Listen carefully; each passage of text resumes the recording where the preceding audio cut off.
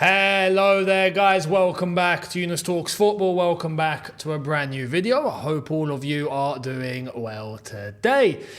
We've got an interesting one today, one that I didn't think we'd be doing, if I'm honest, because it's been a while since we heard words from whichever Chelsea owner there is, because there's loads, there's an entire consortium, but we've received words.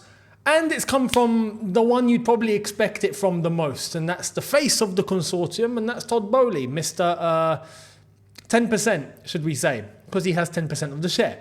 But he's spoken. We're going to go into these words and really dive into what he has said, what he's implying, take it down to the detail, and I'll let you know what I think. Before we get cracking, make sure to catch all the content as it drops. Tomorrow, there will be one, maybe two videos. So make sure you are subscribed already if you haven't hit that subscribe button. And also, check out the videos out of yesterday where we dived into some of the Chelsea news that was happening earlier on in the day about Thomas Tuchel. And then the review of Real Madrid versus Bayern Munich. I did that late last night. Make sure you go and check that out if you haven't done so already.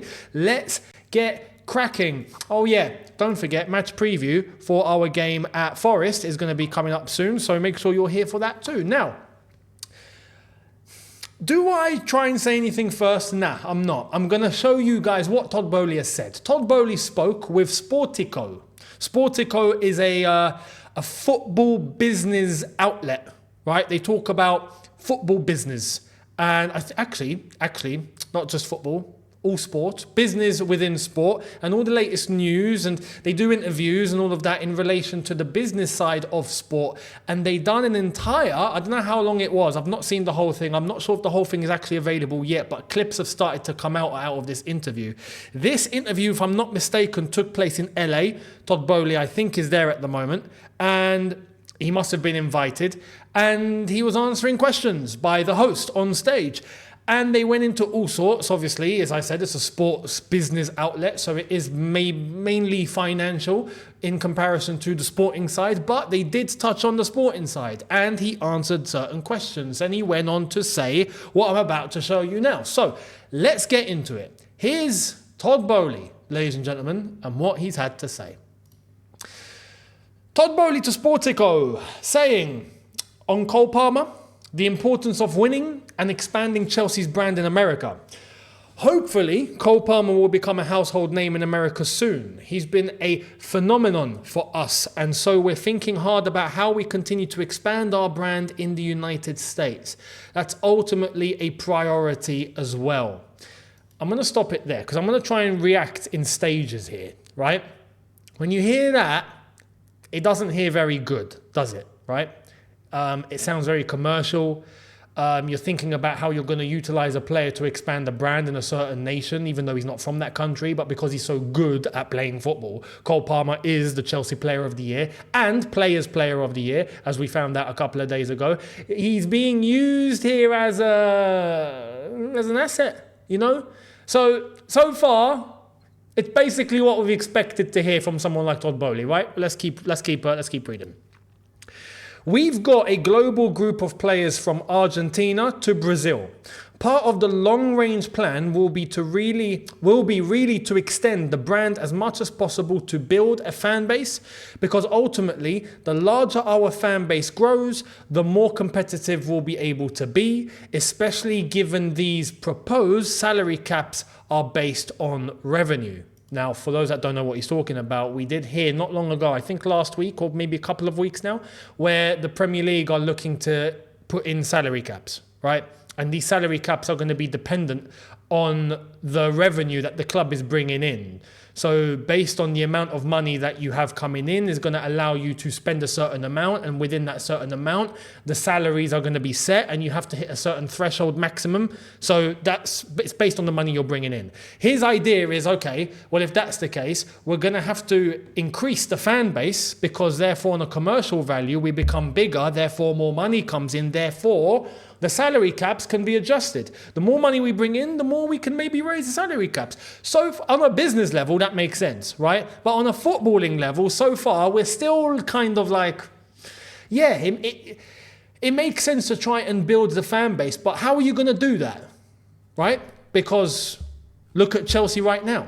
Who's really going to, when you're talking about the global fan base, right? Who's going to jump on and start supporting Chelsea? Well, he addresses this. With all the competition that there is, with all the teams that are winning, getting more attention, all sorts. Well, Man City, all of that, they're obviously going to be gaining more fans abroad. They're not the local ones that have the connection with the club no matter what. They're the ones that are jumping onto the sport for the first time, are looking and going, oh, who's in the spotlight? What team do we hear about? Oh, Man City are good. Yeah, they're that team. Yeah, Pep Guardiola. Oh, man. And then they build a connection. That's the way that it works. Well, Todd Boehly has gone into detail, and this is where it gets interesting. Let's check it out. In order to compete, you have to have growing revenue. And I think a brand like Chelsea, especially globally, is predicated on winning. I think that winning is at the top of the things that are most important. When you're attracting a new fan, the key is to have something that's really aspirational. Okay. I think this is going to be a moment on this channel. For the first time in a while, I'm hearing something I agree with from Todd Boehly. Finally. Hallelujah. Yeah, finally. We're hearing certain words that we want to hear from this, or at least part of the Chelsea ownership, right? He has illustrated what the strategy and what the plan is. But at the end, he has made it clear that in order to grow revenue and expand the brand of Chelsea globally, the way you do that is by winning. Because those fans that are jumping on and looking at who to back and who to support and who to get involved with are ultimately going to be looking at the teams that are winning and gaining the most attention, gaining the most silverware, gaining the most wins, gaining the most popularity. Lo and behold, you grow the fan base. That makes sense, right? It makes sense. So, in order to achieve that, we got to be winning. I agree. I agree. And I'm glad I'm finally hearing these words from someone within this ownership, right? Finally. It's been a long time. Now, words are words. I want to make this clear. He has now put his neck on the line by saying this. And I appreciate that.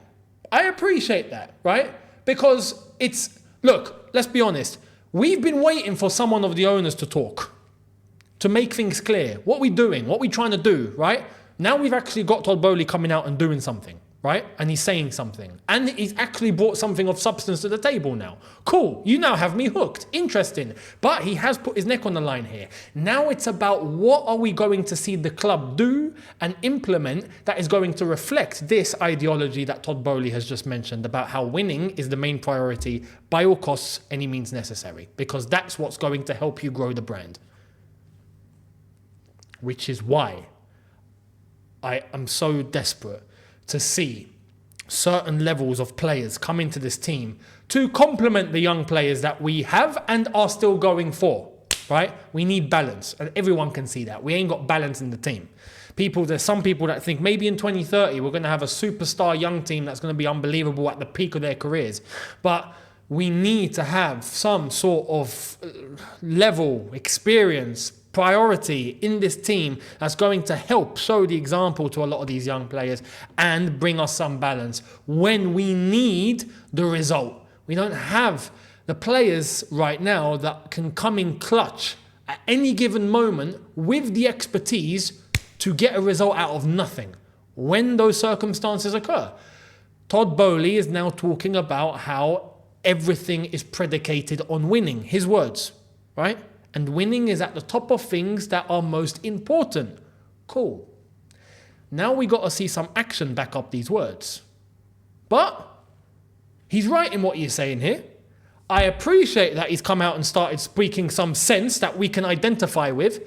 Because listen, winning is the main thing for all of us. We want to see success. It's as simple as that.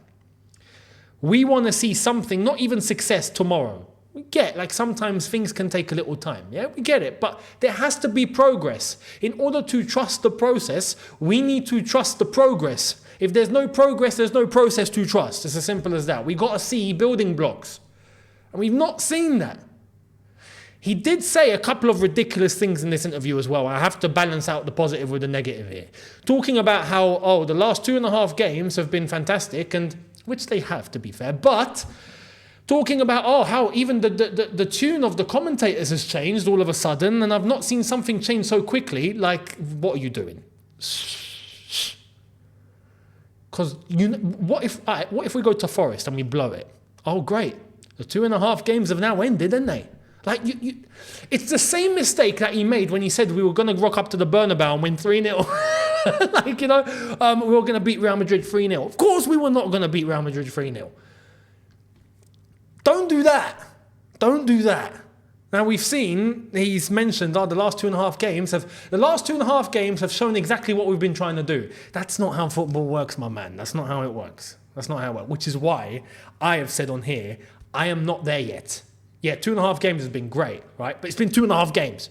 We've played an entire season nearly, right? But cool. If this is turning the corner that we've been waiting for all this time, right? I'm sorry, we got to see a result and a performance against Nottingham Forest. We got to see a result and a performance against Brighton. And I don't care. We got to see a result and a performance against Bournemouth. We need to win these games, but by the minimum, we need to be beating Forest and we need to beat Brighton. If we do those two things, and we do it in a certain way, we can start having conversations. But what it means to get Europa League means having to win our 3 games, because I honestly think there's a chance Newcastle and United will drop at least 1 game. And if they drop at least 1 game, and they've got to play each other, but if they drop at least 1 game each, and we win all of our games, guess what? We're playing Europa League football next season. Bearing in mind, fingers crossed, Man United get battered in the FA Cup final. We kind of need that too. But in terms of how we're doing, we need to win these 3 games. So I'm not going to be talking about 2.5 games. I'm going to be talking about 5.5 games. And maybe we are getting somewhere. That's what I'm waiting for. So he's a bit premature coming out with that, trying to make it look like everything's now okay, because he's still got to learn and realise, just like we saw in the Champions League yesterday, anything can happen. Anything can happen. And right now, look, Nottingham Forest beat us at home. Are we going to rock up to Forest and do a number on them? I hope. Brighton. I don't even need to say anything about that club. They've done us over more times than flipping, I don't even know what to say. And Bournemouth under this new manager that they have, look at what they've been doing since. They've been playing unbelievable. They're a top team now. It's not going to be easy. So you can't be given the guarantee that everything's now okay just because 2.5 games. Nah, that's naive on his part. Very naive. But we need to see action behind these words. It's refreshing to hear these words. Cool. Now it's time to get to business. But there's a big but here. And I have to make this clear because people are getting excited. I need to bring people back down to earth a little bit. Todd Boehly's not the main guy. People need to still understand this. I don't understand how people have not understood it at this point. I understood why people understood it at first, because even I was thinking that way. He owns 10%. What about the 60? What about Egbali, Feliciano? Because whenever there's someone that's got to come out and say something, it seems to always be him. What about the others? What about the guys with the real power, the ones with the real share, the one with the 60% of the entire club? What about those guys, the ones with the majority? They're the ones that hold the cards. We never hear a word out of them. And why I'm mentioning this is because not long ago we heard that Todd Boehly took a step back, didn't he? What about the new stadium development that we were trying to get done? Todd Boehly brought someone that helped build the stadium for the LA Dodgers into Chelsea to try and get the whole stadium thing going. Yeah, where is she now? She's not part of the plans anymore. Finally, ironically, at the same time, it came out that Todd Boehly's taken a step back. So what does it mean? Do these words now mean real substance for Chelsea Football Club and where we are right now? It's refreshing and it's good to hear. Fantastic. But he's not the one with the keys. He has a key. He has a key. But the one with the keys and the power to change the locks whenever they want to isn't Todd Boehly, it's Clearlake, and it's Feliciano, and it's Behrad Eghbali. They're the ones that hold the direction of the football club right now. So I have to mention this. Because if Todd Boehly has, or if he does see things in a similar light to how we all see it, and he wants to achieve what we want to achieve, cool. he still doesn't have the power. He has a portion, but he can get done at any moment by Boehly, Feliciano, Clearlake Capital. They're the ones. So my question is this. Boehly, Feliciano, are you on the same page as Todd? Would you like to come out and say something publicly so then we can all rest assured? Would you like to illustrate exactly in the same way that Todd Boehly's illustrated? Or are you going to remain silent? Or are they going to try and take the club in a different direction? Because it seems like Todd Boehly is obviously about business. Who isn't? Like I've said, I've never been against business. Business is business. We're all in business, right? We're all trying to make a buck, are we not? So I can't be a hypocrite here. But you don't abandon the sports side. You don't abandon the football side. You don't abandon the achievements. You don't abandon the success. You don't abandon the values that Chelsea have succeeded on, which is to win by any means necessary and to keep that going, right? And to prioritize that trophies and trying to be the best and compete with the best is the ultimate goal here. And the money can be handled single-handedly on its own alongside the footballing bit. If Todd Boehly sees it that way, cool. We've got something to talk about and we're on the same page. Boehly, Feliciano, Clearlake, are you? That's my question, and that's what I'm going to wrap up with. Now, let me know your thoughts down below. Much appreciated. There has been a little bit of news in terms of transfers. I'm not going to spend too much time on this. This is a little link, and it's maybe a bit unrealistic, but I would do it. Here it is.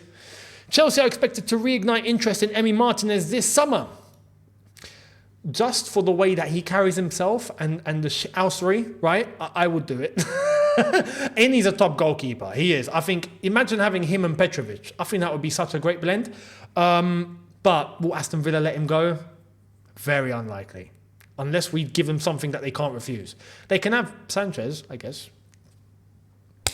Anyway, I'll leave it at that. Let me know your thoughts down below. Much appreciated. And do not forget, tomorrow, a brand new video, maybe two, will be here for you guys. So make sure you're hitting the subscribe button if you haven't done so already. And as I've said, the preview to our game against Nottingham Forest is coming up as well. So make sure to be here for that. Check out the socials on screen and in the description. Let me know your thoughts in the comment section below. I will catch all of you tomorrow. Have a good one, people. See you lot then. Take care and peace.